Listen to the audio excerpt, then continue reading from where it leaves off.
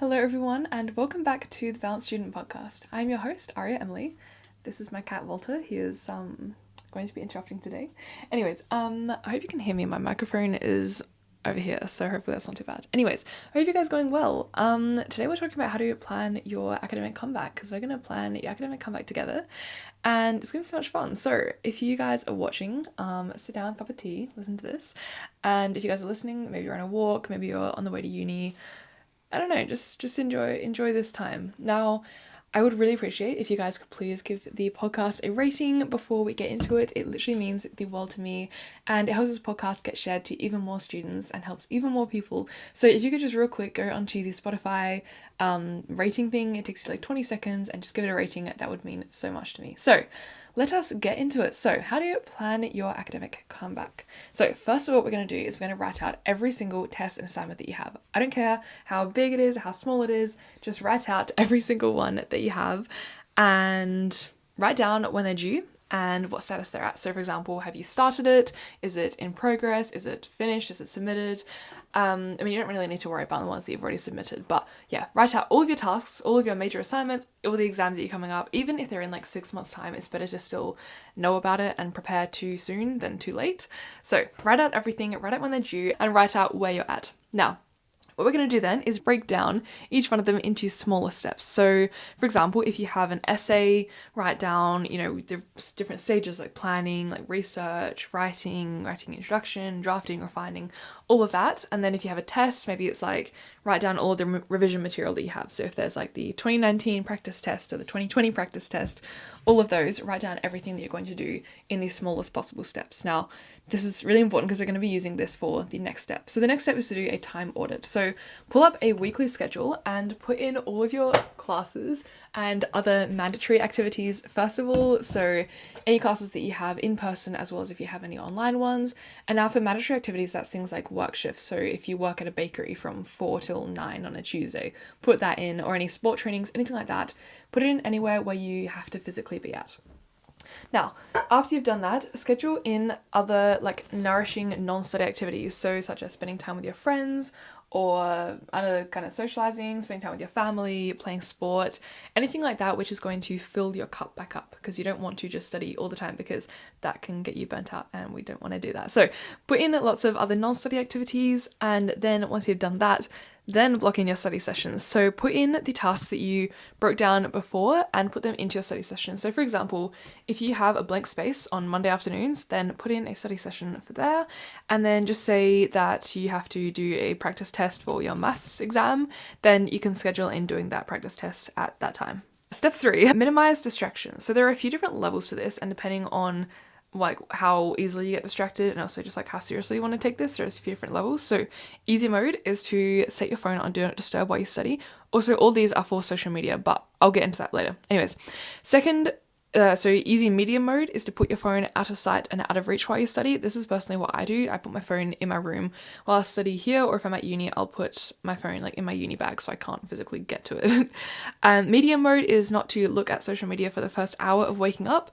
Medium hard mode is don't go on social media until 12 p.m. or until you've finished your work for the day. So if it takes you until 5 p.m. to finish all your work, then wait until 5 p.m. to go on social media, but if you finish at 11, then just wait until 12. You get the gist of it. Fully hard mode is to delete social media. Now, obviously, this is not for everyone. It is completely up to you which level you want to take it. And obviously, social media here is just an example because it's the thing that I think most students would get distracted by at our age and this modern age. So that's just an example, but if you've got other distractions, you could manage it in a similar way by putting enough friction between you and the thing that it's harder for you to get distracted than it is to stay focused. Because if my phone's in my other room, I'm not going to go up and walk to it just to scroll for 5 minutes. Like, it just isn't worth it. So whatever distractions that you have that are getting in the way of you and your academic comeback, put friction between you and them to stop you getting distracted by them. Okay. Number 4, raise your standards. Now, I was thinking of putting in a goal setting one, but I recently came across the idea of raising your standards, and I feel like I don't necessarily like it better, but I feel like it's just different. And if you haven't heard of it, I don't know, I feel like it's kind of cool. So if you have this current standard of like only doing the bare minimum of work, I want you to raise your bare minimum to a higher level. So for example, you want to decide your non-negotiable activities each day. So for example, for me, that's my flashcards. I know that my non-negotiable is that I will do all my flashcards every day. And this is a standard that you don't fall below. So even if you have a lot on, you still make time to do your flashcards, or you still make time to do whatever that non-negotiable thing is. And raising your standards will basically raise the bar for you so that your minimum effort is still higher than it used to be. Now, this is going to lead into the next one, but don't say to yourself, oh, I really should get around to doing that, but I'm just too lazy. No, do not say that. Instead, say, I choose to work on this task because I'm disciplined and I'm putting my future results first. So this is going into the fifth point, which is to affirm your identity as an organized and productive student. So this is going off from the standards one. The words that you say to yourself and the words that you say about yourself matter a lot. So if you continuously tell yourself that you are stupid or you're lazy or you lack discipline, then your brain is going to repeat that and it's going to reaffirm that, and you will see that in your actions. So if you always tell yourself that you're lazy, take a look at your room. It probably is not very clean because you always tell yourself that you're lazy, and so you look at your clothes on your floor and you're like, I can't be bothered, I'm too lazy to pick it up. And so they don't get picked up, and so everything's messy, you know? Obviously, that's just one example. I mean, some people function best in a messy room. Like, I'm not judging you, but like, you know, it's just an example. So if you're telling yourself that you're really stupid, then you're probably not going to try the challenging questions, and so you're probably not going to improve in that subject. Now, thankfully, we have something called neuroplasticity, and we can actually change how we view ourselves and thus change the actions and the habits that we do every day. So if you replace those thoughts of like, oh, I'm so lazy, I'm so disorganized, whatever it is, if you replace those thoughts, like, first of all, notice them. When you have them, think to yourself like, okay, I'm having thoughts that I'm lazy or whatever. I know it sounds kind of goofy, but like, if you identify those thoughts first of all, and then consciously replace them with thoughts that are more in line with the person that you want to be. So for example, you could say to yourself that you are always on top of things, you are organized and you're disciplined. And honestly, even if you don't actually feel this way about yourself, repeating those things, it sort of manifests into you actually having those things. So if you think that you are not very lazy and you start saying to yourself, I'm super organized, I'm super on top of things, at first you're going to feel like, no, I'm really not. Like, Aria, like, why are you lying to yourself? Like, you know, but eventually when you say it enough, your brain is going to listen and your actions are going to sort of mimic what you say to yourself in your brain, and then that will reaffirm the new identity. So using the lazy example again, if you start saying, oh, I'm so organized, I'm really on top of things, you're going to find yourself naturally gravitating towards doing things that an organized person would do. And then maybe you clean up your room because now you see yourself as an organized person, and then because your room is clean, that reaffirms the fact that you're organized, if that makes sense. It's a bit hard to explain. It feels so like a gray area because it's all happening in your mind, but we can really apply this when we're studying, especially with intelligence, when a lot of people will think that they're like really stupid, and so they just won't try challenging tasks, and so that won't push them and they won't improve. Whereas if you tell yourself that you are worth the challenge and you know, if you put your mind to things, you can improve, then you will do those challenging things and it will push you and you will improve, and then that will reaffirm the thought that you're an intelligent person, if that makes sense. Now, even if you really, really don't believe those things, like saying those things about yourself, you can at least say things like, I am working towards this, or I am trying my best to be organized, you know, rather than just saying like, oh, I'll never be organized, I'm never going to be like that. Think to yourself instead, I'm working hard to become a more organized person, because that can at least be true even if you're not organized yet, if that makes sense. Anyways, let's move on from that. Number 6 is to use the flow state. Now, I've done a whole episode on this, so go listen to that. But basically, you want to maximize how well you're focusing in your study sessions, because honestly, to me, there is nothing worse than having, okay, there are a lot of things worse, but it's quite bad when I have a study session of 4 hours and I'm half focused the whole time, because then it feels like I've done 2 hours of work, but I've made it stretch out for 4 hours. This is also kind of like Parkinson's law. I think I mentioned that in that episode, so go listen to that.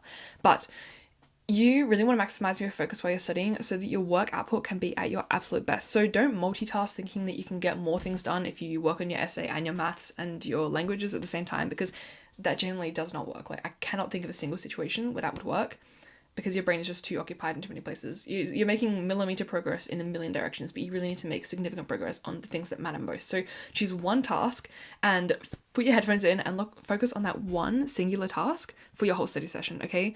If you think of another task that you should be doing, write it down and do it afterwards, because oh my gosh, I'm just trying to stress this to you.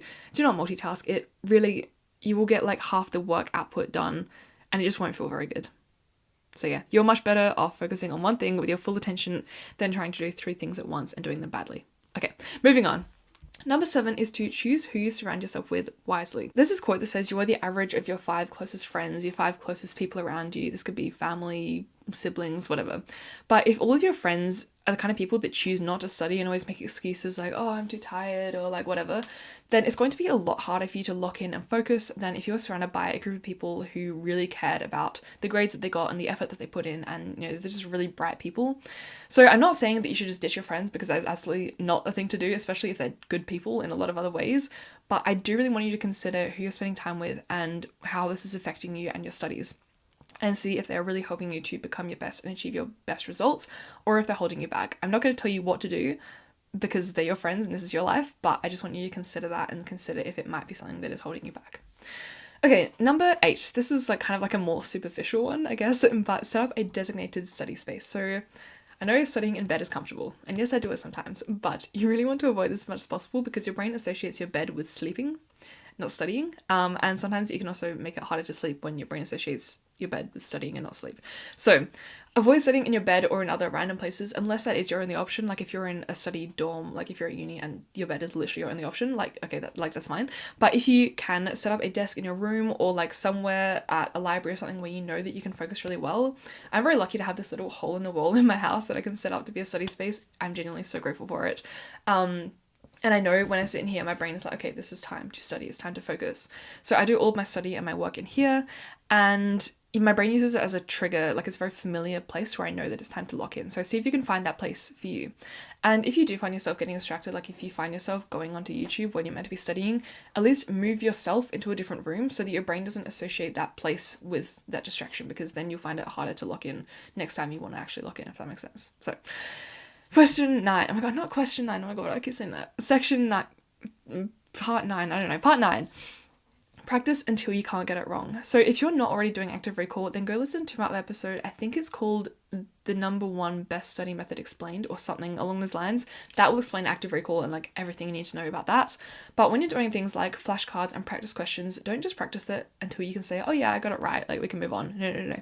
If you really want to get really good grades, make sure that you do it until you can't get it wrong. So do that flashcard until you literally cannot possibly say the wrong thing, because in the test, I mean, like, it depends what grades you're going for, but, like, sometimes you can't afford to get that thing wrong in the test, so make sure that you practice until you can't get it wrong. Going off from that, if your studying feels easy, like, if you're sitting there studying and you're like, this isn't that hard, it's really not benefiting you. It's really not challenging you enough to increase your memory and your application skills. So if you're sitting there and you're doing the fluency questions or whatever, and it's feeling like, okay, I've done this a billion times, I could literally do this in my sleep, but then move on to the problem solving ones or the reasoning ones or whatever questions that they are that are harder, because it's really those challenging ones that are going to tap into that further higher level of thinking that's going to help you to apply it really well in the test. So deliberately choose harder questions where you can push yourself further, and then eventually the normal difficulty questions will start to feel easy.